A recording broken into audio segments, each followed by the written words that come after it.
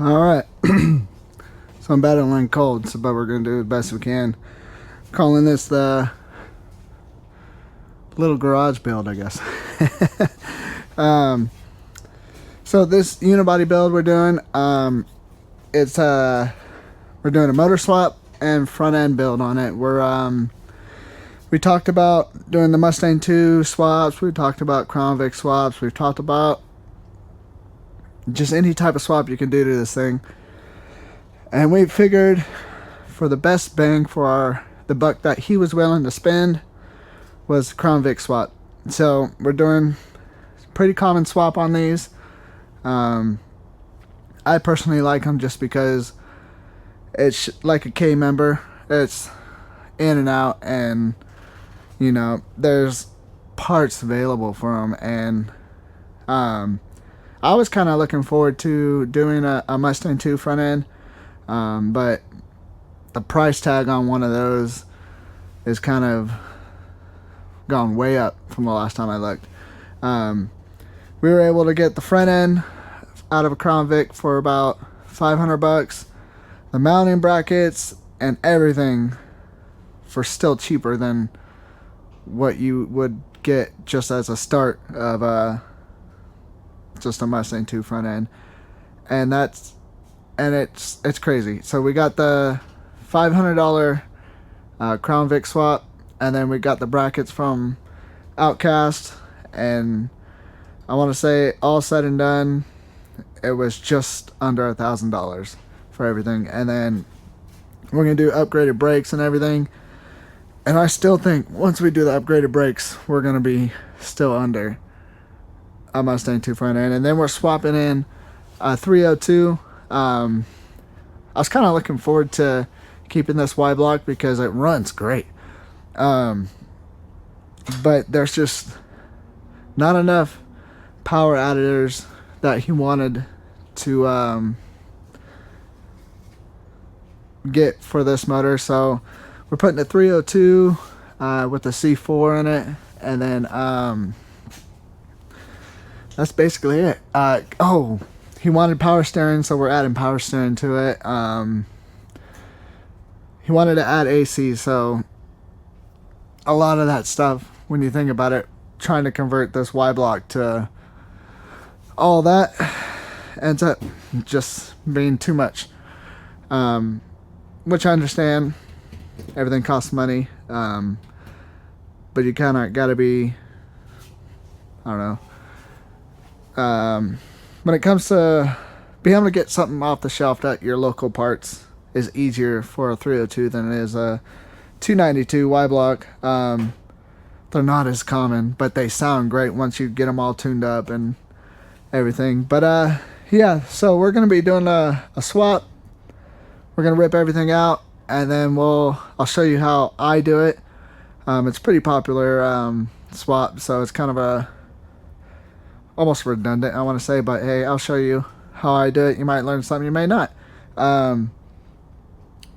But here we go. I want to say thanks for watching, and I'll bring you all back. I'll probably do a time lapse of me pulling everything out, and then once I get everything ready to go in, that's when I'll bring you back and show you how I do everything, where I do my marks, do everything, and then show you, because you do have to cut the inner fenders on these, but it's not much.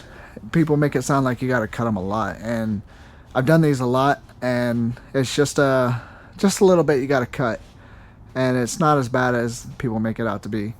But yeah, we'll get it going. Thanks, guys. All right, we're back. So we've been busy. I got the entire front end cut out, prepped, ready to drop the new front end. If you can afford it, plasma cutter's the way to go. I mean, I started off with using my die grinder, just trying to do it quick and easy so I didn't have to set up my plasma cutter. But you know what?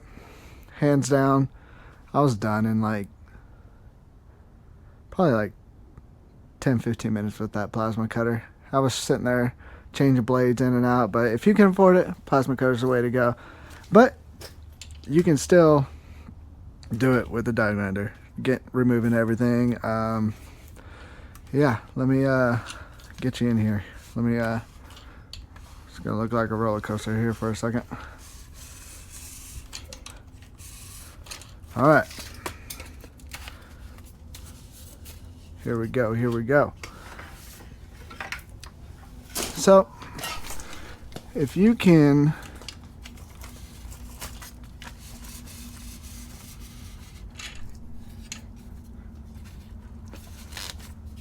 let me bring down the legs. Sorry, this is kind of a bad video of being all over the place. All right, so basically you got to remove the front perch, the rear perch, and then get rid of the shock tower, and then axles on the ground. Easy peasy. Yeah, so this is probably like the first steps that you want to do when you're cutting everything. I got to get new brake lines, which was no matter what brake line you need. But pretty simple stuff. You're gonna, if you have the V8, you're gonna have to remove that perch right there. I'm probably gonna be removing the back brace. He's gonna be running a shorty, so I don't know. I'd like to keep it there just for extra sturdiness, but once you get that K member in, you're kind of set to go. But yeah, next step we're gonna do is we're gonna get everything in, mark it up, and then we'll bring you back again. But that's where we're at on our update. Okay, so we're all mocked in. So the original center line was 16 7/8, and now I want to say we are, well, it's like 15. I brought it forward just a little bit just because that's how I like it. This is where everybody's preference is gonna come in handy. So you gotta follow your own preference when it comes to your style and what you're looking for. Oh, I take that back. So I brought it up. It's 16 1/4, so we brought it up just a hair more. I got a little mark here that I was measuring off of. But yeah, this is what it looks like. Obviously going to be rebuilding all that stuff. But we got the top bracket off. You do have to cut a little hole right there to fit the top bracket in. I'm going to try and do as little as possible. And then for the rear brackets, we have these cool little brackets. They just slide on and it bolts to the top of the frame. They're from Outcast, along with the top brackets. They're pretty cool. They help make the process go quicker, honestly, instead of trying to reuse or weld the top. Cut your frame, you know, it's nice to be able to drill a couple holes. So yeah, we are, what did I do with my tape measure? Only 16 1/8 or 16 1/4, 16 an inch off of, you know, I'm not gonna sweat, but yeah. So now we just got to drill the bottom holes and the top holes, and then we're pretty much set. Then it's locked and loaded, and then we got to worry about the back brace, and then we're in. Yeah, so that's where we're at. Let's see here. I think the hardest part when you're doing this is the amount of times you got to measure. I think I spent a good 30-40 minutes just measuring. I I didn't record it because, you know, 30-40 minutes of me running back and forth on each side. I did fight. I was trying to get it perfect, 1/8 of an inch between the two, and then I finally got it to a 1/16th, and then I said, you know what, you can fix a 1/16th, you can even fix an 1/8 in alignment, but I was just trying to get it to be perfect. Side to side, front to back, we are dead on. We did bring it forward a little bit just because I like them a little more centered. Stock, it was 16 1/8, and it's more back. Yeah, you don't really notice that short amount of measurement from what I say, 16 1/4, 16 1/8 to 16 7/8. You're not gonna notice that. I was gonna try and do the math real quick, but you know, it's late. I can't really be drilling holes or anything. I think I don't know what time it is, honestly. I lost track. But yeah, tomorrow we'll bring you back. I'll show you how to do the top brackets, and then we'll set this thing back on the ground. We're gonna put the new wheels on it. I can give you guys a quick glimpse of the wheels. I did put it on the other side so to check it out because I was curious, but I like them. I'm not a huge chrome person, but you know, there they are. Little torque thrust, look good. He's doing a little stagger. We're gonna do 17s in the front, 18s in the rear. It's gonna look good, I think. But yeah, we'll bring you back tomorrow when we do the tops. Okay, so hopefully you can hear me. It's starting to rain, but we got the bottom mounted. I decided to try something different, and so far I like it.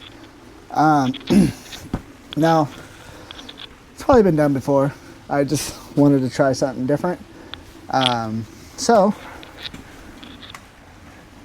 I decided to put 3/4 inch bolts on the bottom, and I'm going to do it on the top. That's why I want to put the top bracket in.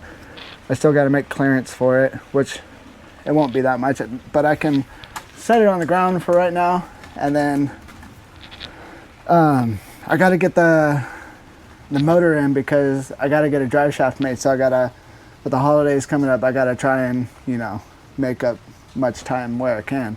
So I got the bottom bolts in. We did a 3/4 inch bolts, grade 8. We're gonna do technically that'd be 4 bolts total instead of just those 2 little tiny bolts, I guess you can say. Thought I had some around here, but yeah. So 3/4 inch bolts. I'm gonna do top and bottom 3/4 inch. I am gonna box the frame still, but I'm not gonna do as much. Actually, I'll probably still box the full length of the frame. I'll just leave a cutout so you can get that bolt in and out on each side. So it's, because nothing is worse than when you're trying to find a bolt in a little hole. But yeah, so let's see here. You can see I got that bolt right there, 3/4 inch, and that's probably easier to see.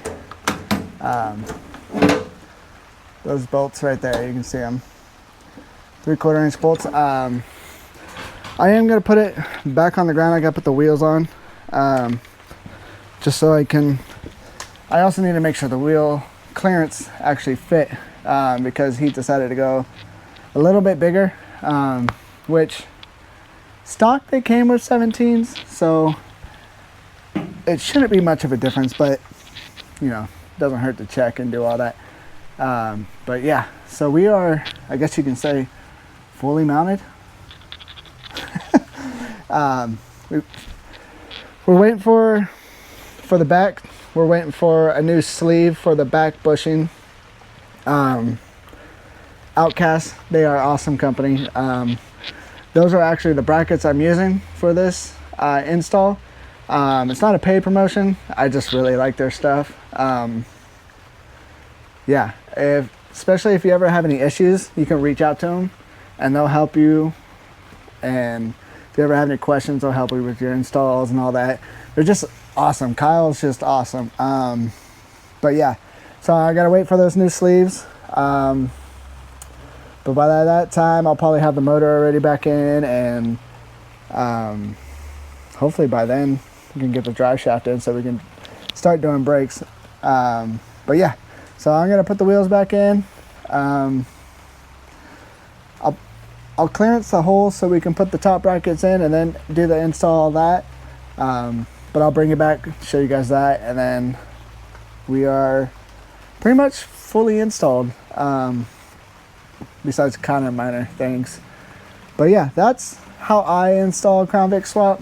It's pretty simple. I think it's probably one of the easiest swaps. It's just time consuming when it comes to measuring.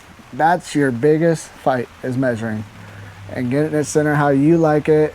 But yeah, so this is I'll bring it back when I get the top brackets in so you can see those. Then you can see the quality of those brackets. I like them a lot. But yeah, I'll see you guys here shortly. All right, everybody. So we got it all the way on the ground. These are the wheels that he's running. You got 18s in the back, 17s in the front. That Crown Vic swap. So basically, that's how I did it. The sweet brackets right there from Outcast. You got a pretty much that's it. We're probably going to be boxing it in just right in the middle so we can keep a gap for the bolts coming up and down.